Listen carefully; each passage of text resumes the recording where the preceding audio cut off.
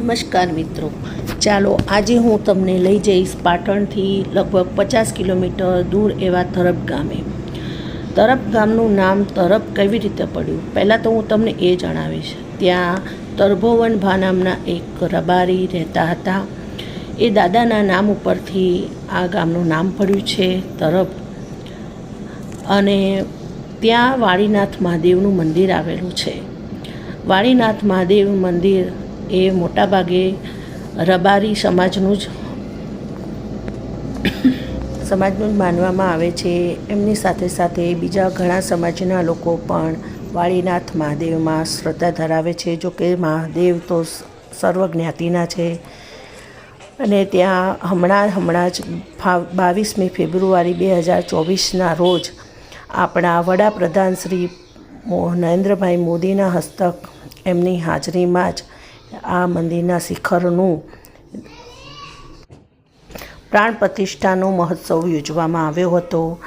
આ મંદિર પુરાતન નાગર શૈલીથી બનાવવામાં આવ્યું છે. મંદિરના નિર્માણમાં બંસી પહાડપુરના પથ્થરોનો ઉપયોગ થયેલો છે.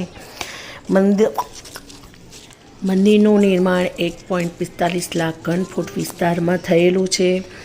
મંદિરની ભવ્યતા એટલી બધી સુંદર છે કે તમે સોમનાથ મંદિર પછી તરત જ જો કોઈ બીજું મંદિરનું આટલી સુંદરતા યાદ કરવામાં આવે તો એ આ વાળીનાથ મહાદેવનું મંદિર છે.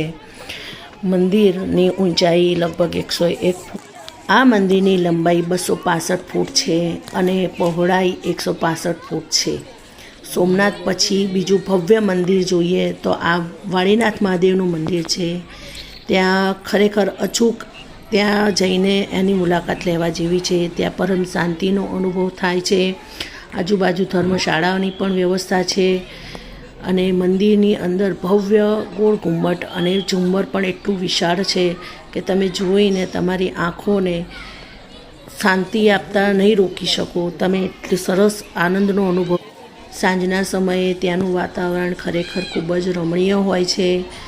અને ત્યાં આત્માને એટલી પરમ શાંતિનો અનુભવ થાય છે કે શું કહેવું. બસ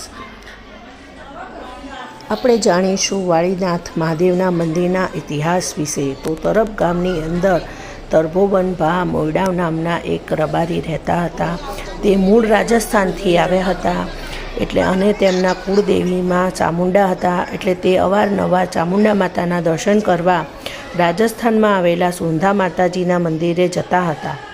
પણ ઉંમરની સાથે સાથે એ થાકી જતા એમણે માતાજીને વિનંતી કરી કે માં, હવે હું તારા દર્શન કરવા અહીંયા આવી શકતો નથી. તો માં ચામુંડાએ એમને કહ્યું કે તમારા ગુરુજી વિરમ ગુરુજીના જ્યાં બિરાજે છે ત્યાં જ મારો સદાય વાસ રહે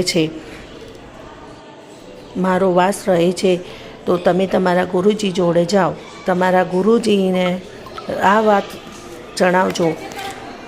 તરભોવનભા ત્યાં પહોંચે એ પહેલાં જ ગુરુજીને વાળીનાથ મહાદેવ, મા ચામુંડા અને શ્રી ગણેશના સમાધિમાં જ દર્શન થઈ ગયા. અને દર્શન થઈ ગયા ત્યાર પછી જ્યારે તરભોવનભા ગુરુજીને મળવા આવ્યા અને બધી વાત માંડીને કરી ત્યારે ગુરુજીએ ત્યાં ભૂમિમાંથી વાળીનાથ મહાદેવની મૂર્તિ, મા ચામુંડાની મૂર્તિ અને શ્રી ગણેશની મૂર્તિને બહાર કઢાવી અને ત્યાં તેમની સ્થાપના કરી. અને ત્યારથી જ વાળીનાથ મહાદેવનું મંદિરની આ રબારી સમાજની આસ્થાનું સ્થાન બન્યું. અને ઘણા સાથે સાથે બીજા અન્ય સમાજોનું પણ આસ્થાનું કેન્દ્ર બન્યું છે. તો બોલો શ્રી જય વાળીનાથ મહાદેવની. હર હર મહાદેવ. બોલો શ્રી ચામુંડા માતાની જય. બોલો શ્રી ગણપતિ દાદાની જય. હર હર મહાદેવ. જય વાળીનાથ મહાદેવ. જય વાળીનાથ મહાદેવ. વિડીયોને લાઈક કરજો પ્લીઝ.